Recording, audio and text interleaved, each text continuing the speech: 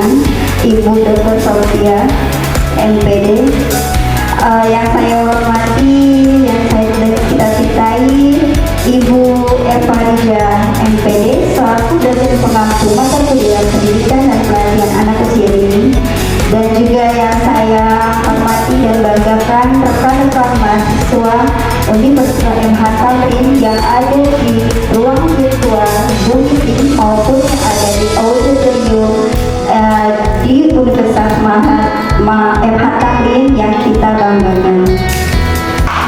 Izin teman-teman, saya memanggil para mahasiswa dengan sebutan teman-teman atau rekan-rekan agar kita semua bisa lebih akrab seperti itu. Baik, di sini saya akan memaparkan materi di mana yang menjadi sangat hit dan juga masih terjadi di kalangan lingkungan pendidikan, di mana pendidikan itu sendiri itu adalah wadah proses untuk mengembangkan bakat minat pada para peserta didik, sehingga lingkungan sekolah ataupun lingkungan di rumah harus memberikan rasa aman, nyaman untuk mengembangkan potensi para peserta didik yang kita ajarkan seperti itu.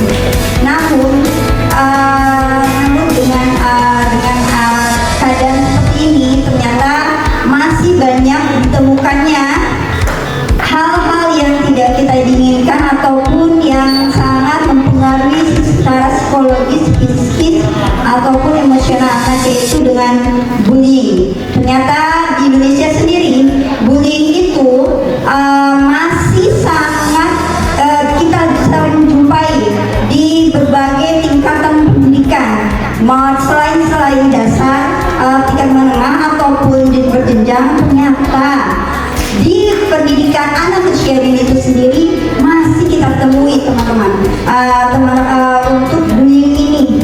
Nah, maka dari itu sekolah perlu membangun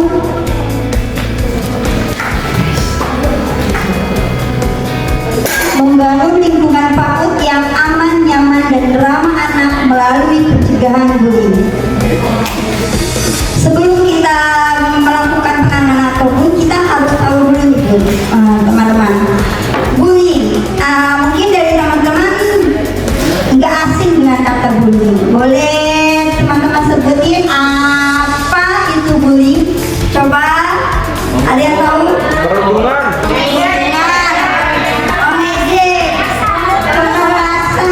Betul. Ada lagi? Apa, Bu Des? Oke.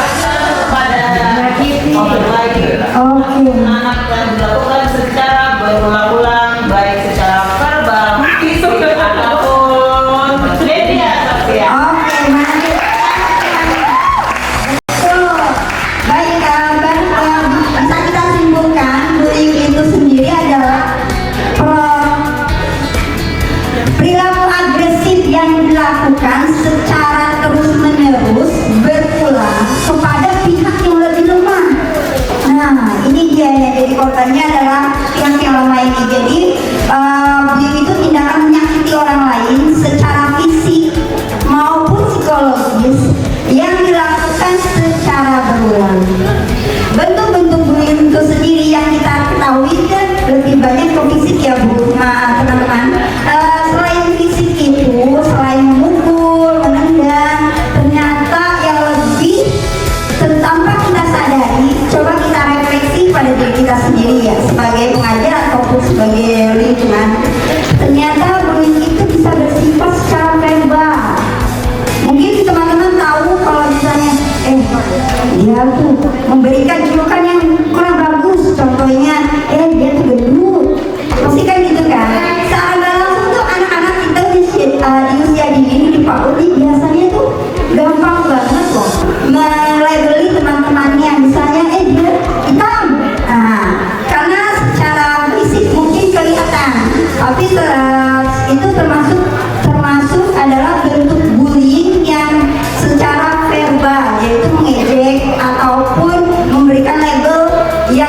baik pada anak. Dan juga ada social bullying, di mana contohnya nih, saya pengalaman sendiri di kelas ya. Jadi ini ada teman barunya dengan teman lamanya mengajak, jangan teman yuk. Dia mau orangnya nggak asik, dia mau orangnya cengeng. Nah itu termasuk sosial bullying. Jadi mengajak teman untuk memunculkan temannya lagi. Jadi seperti itu. Dan juga yang saat ini yang tren adalah cyberbullying, di mana di media sosial pun bisa kita temui pembulian, yaitu dengan membuat salah satunya akun palsu. Jadi mencatut nama ataupun foto tanpa izin disebarluaskan ke sosial media. Next. Faktor penyebab bullying salah satunya di faktor individu sendiri, yaitu di mana anak itu tidak percaya diri. Jadi gampang banget nih bagi temannya yang merasa sok jagoan atau merasa paling hebat tuh ngebully dia.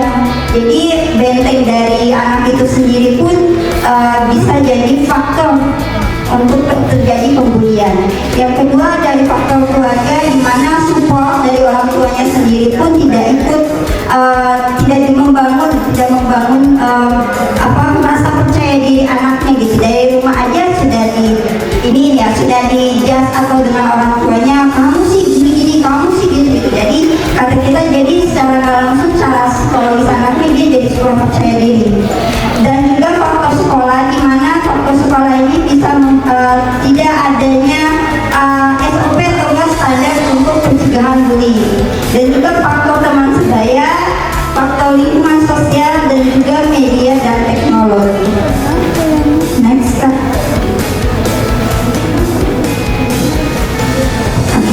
Yang kita ketahui secara dampak bullying dari korbannya sendiri, itu pasti korbannya langsung tidak ada rasa cemas, ketakutan yang berlebihan. Jadi kasusnya kemarin kita di sekolah pun seperti itu. Dia karena nggak diajak, dan dia kalau masuk sekolah dia takut, nggak mau. Karena apa? Ternyata kita selidiki, yaitu tadi diajak temannya untuk dijauhi, dan juga dia katanya sih dapat perlakuan yang tidak menyenangkan, ditendang atau nggak dipukul pakai bola sebenarnya seperti itu. Dan juga menarik diri dari pergaulan, dan lebih parahnya mungkin bisa jadi depresi ya Bu. Dan ini yang kita harus kita waspadai, anak-anak yang jadi korban bullying ini bisa jadi dampaknya, efeknya paling adalah depresi. Dan untuk pelakunya sendiri itu pasti pun pasti kurang empati, kurang rasa empati terhadap temannya. Dan juga beresiko paling parah yang jangka panjangnya itu beresiko untuk melakukan tindakan kriminal, itu untuk jangka panjang. Jadi kita edukasi pelakunya pun untuk menghargai sesama temannya. Lalu untuk di sekolahnya sendiri pun lingkungan belajarnya jadi tidak nyaman. Jadi anak nggak mau sekolah tuh karena padahal bukan karena sekolahnya, tapi karena ada pembulinya ini. Jadi dia merasa sekolah itu menjadi tidak aman, dan juga menjadi konflik meningkat, dan kualitas pembelajarannya pun menurun. Upaya pencegahan bullying yang bisa kita lakukan, yang itu pertama membangun budaya sekolah yang positif. Di mana sekolah positif ini maksudnya kita sama-sama bersama rekan guru, anggota sekolah untuk